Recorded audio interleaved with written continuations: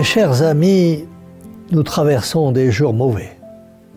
Les vérités chrétiennes sont ébranlées, les mœurs se détériorent, les pratiques saintes ne sont plus que le partage d'un petit nombre et le mal, à mesure qu'il s'accroît, produit de plus en plus des fruits de mort. Les tristes pensées nous préoccupent spécialement en ces temps de carême. Ils sont comme un voile de deuil jeté entre nous et les solennités pascales. Les hommes d'aujourd'hui veulent vivre de pain seulement, et ils repoussent la parole de Dieu. Et parce qu'ils ne veulent plus se nourrir de cette parole, qui est le flambeau de la vie, de la science suprême, du bien et du mal, les vérités s'amoindrissent. Ils ne veulent plus comprendre, par peur de bien agir, et ils s'en vont à la dérive, se rendant par là inutiles.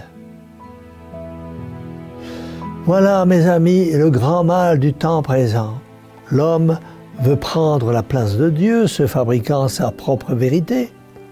La grande plaie du jour, mes amis, est celle que signalait déjà le psalmiste lorsqu'il disait « Les vérités ont été amoindries par les enfants des hommes. » Les vérités ont été amoindries par les enfants des hommes.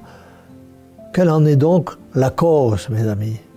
Et le psalmiste, qui dès son temps signalait ce désordre, en donnait aussi une explication qui n'est pas moins vraie pour notre époque que pour la sienne. On ne veut pas comprendre, dit-il, parce qu'on ne veut pas bien agir. Voilà la réponse toute claire venue de l'Écriture sainte. Oui, voilà la vraie raison de cette fin de non-recevoir que tant d'hommes opposent à la vérité. Personne n'ignore que la Sainte Religion, avec ses dogmes et sa discipline, ne tend qu'à nous rendre meilleurs. On le sait, on le sent au fond du cœur, et telle est à cet égard l'universelle persuasion des hommes que n'ayant pas le courage de bien faire, ils ne veulent plus reconnaître la vérité. C'est le cœur qui leur tourne la tête et la mauvaise conscience qui les jette dans l'incrédulité. Cela se passait déjà du temps de notre Seigneur et sous ses yeux. Le pharisien ne veut pas renoncer à son hypocrisie. Le publicain a son commerce cupide. Le docteur de la loi a sa science orgueilleuse. Hérode a ses débauches. Pilate a l'amitié de César. C'est pourquoi aucun d'eux ne veut reconnaître Jésus-Christ pour ce qu'il est, et tous ensemble crucifient le roi de gloire. Cette histoire d'autrefois se renouvelle aujourd'hui. Un vrai chrétien sait accepter la vérité, l'unique vérité, Jésus-Christ, notre Seigneur. Donc mes amis, si j'accepte la vérité et si je deviens pleinement chrétien, il me faudra réparer vis-à-vis de Dieu et de mes frères. Que de souillures cachées il me faudra révéler et laver. Si je deviens pleinement chrétien, il faudra donc que je change de vie et d'habitude. Je ne serai donc plus le même homme, la même femme. Voilà bien, mes amis, le langage secret d'une foule de gens.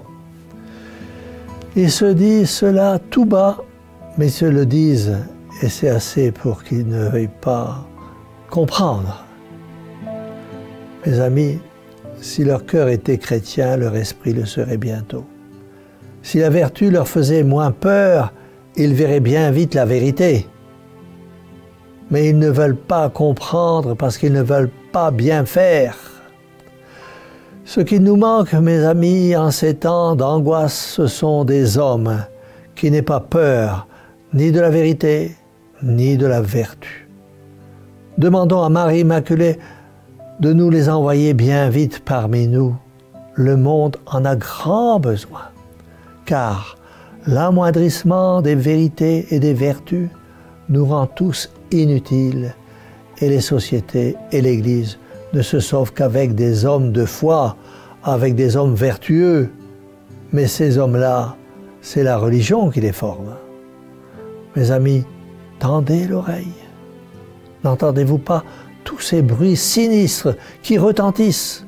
Outrage public, père et mère déshonorés, viol, avortement, perversion des esprits, insultes prononcées contre notre Seigneur et sa très sainte mère et l'Église, atteinte au droit de la liberté d'enseigner, prêtres déchus et infidèles à l'enseignement de la foi de toujours, Église en désarroi et sans véritable pasteur, âmes qui se perdent dans l'océan du monde, diminution chaque jour plus sensible de la vérité et des vertus chrétiennes, guerre, révolution, disputes, rancune. Qu'est-ce que cela, mes amis, sinon la conséquence terrible d'une religion qui a perdu son dogme, son culte et ses préceptes? Et tous ces bruits sinistres qui retentissent à nos oreilles ne sont pas autre chose que le craquement d'une société qui est en voie de s'effondrer parce qu'on lui a ôté ses deux colonnes, la vérité et la vertu. Alors mes amis, travaillons donc pendant ces 5 jours de carême sous le regard de Notre-Dame à nous relever des abaissements que nous aurions subis. Guérissons notre esprit de sa peur de la vérité. Guérissons notre cœur de l'effroi que lui inspire la vertu. Fermons l'oreille à ces voix mensongères qui, tout autour de nous, appellent bien ce qui est mal et mal ce qui est bien. Écoutons avec piété les paroles de Notre-Dame dans ses apparitions au Fréchou.